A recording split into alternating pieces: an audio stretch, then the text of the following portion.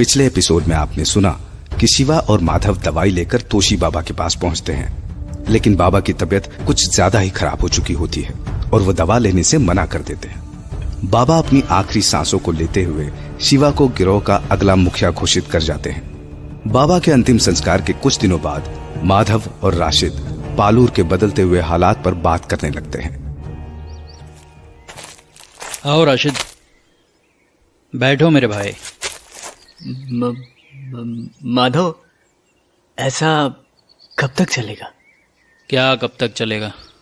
यही सब, हम कब तक ऐसे बैठकर मातम मनाते रहेंगे? बाबा को गए हुए 1 महीना हो चुका है।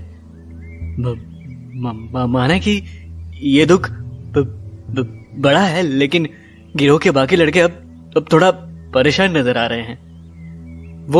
वो काम करना चाहते हैं। खाली बैठे बैठे कब तक दिन काटेंगे हम सब?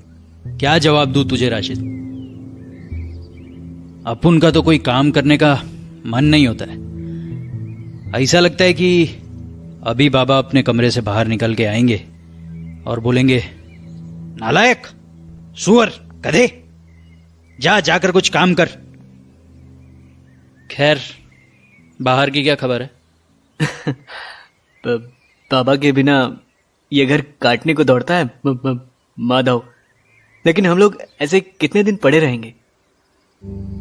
शिवा भाई ने तो अपने आप को कमरे में बंद कर लिया है, और इधर तुम भी बिल्कुल चुपचाप बैठे रहते हो। कुछ तो बताओ माधव कि हमें अब आगे क्या करना है? बाहर हालात बिगड़ते जा रहे हैं।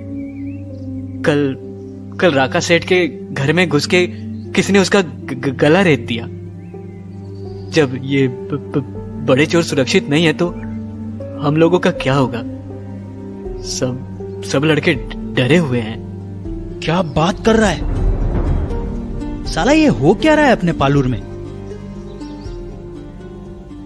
खैर, अपने को क्या करना, अपुन का जिंदगी का वैसे ही लगी पड़ी है। सुन राशिद, एक गिलास पानी ला देगा क्या? हाँ, अभी लाता हूं।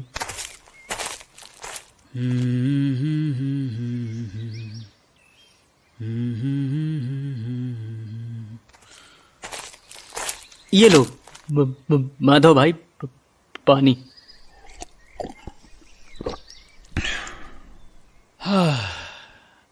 अब बताओ माधव भाई, लड़कों को क्या बोलूं? बोलना क्या है राशिद?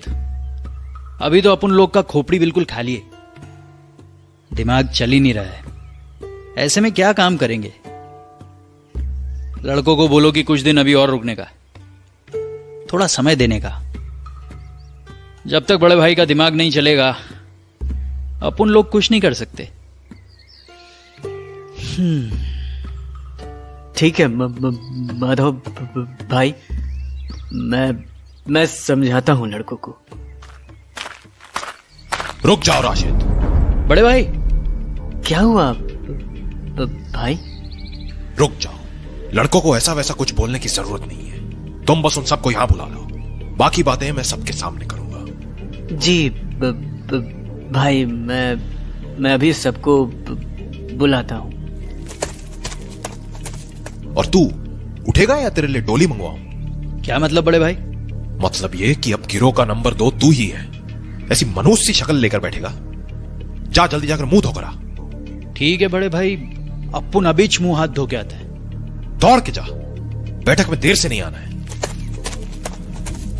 बाबा, आज से आपके बनाए इस गिरोह की कमान मैं अपने हाथों में ले रहा हूं। मैं जानता हूं आपका आशीर्वाद हम सबके साथ है।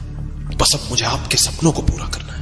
पालूर में अपने लोगों का रसूख बढ़वाना है, ताकि हमें फिर कभी अभाव में ना जीना पड़े।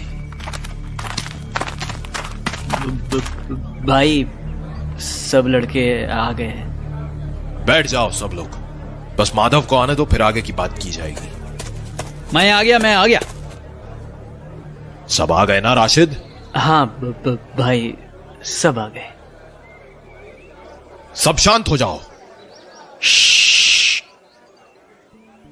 साथियों, आप सब जानते हैं कि तोशी बाबा इस गिरोह का दिमाग थे। आज तक हमने जो भी किया उनके इशारों पर ही किया।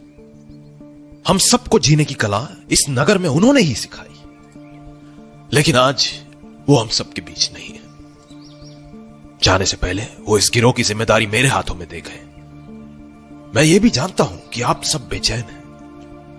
पिछले 15 दिनों से ना हमने कोई काम किया है और ना आपस में कोई बात। गिरोह का सरदार यानी मैं खुद 15 दिनों से मातम मनाते हुए एक बंद कमरे में कैद था।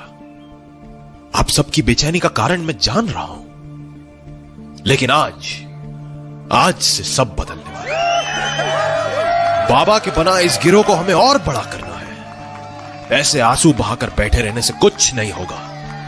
अब हमें वापस काम पर निकलना है। लेकिन क्या बड़े भाई? लेकिन अब हमें अपना काम करने का तरीका बदलना है। अब हम ये छोटी मोटी चोरी चकारी, ये छोटी मोटी ठगी, ये जेब कतरना, ये उठाई गिरी नहीं करेंगे। भाई ये सब नहीं करेंगे तो करेंगे क्या?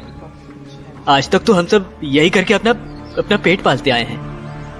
हाँ राशिद, आज तक हम यही करते आए हैं, लेकिन उससे हमें क्या मिला?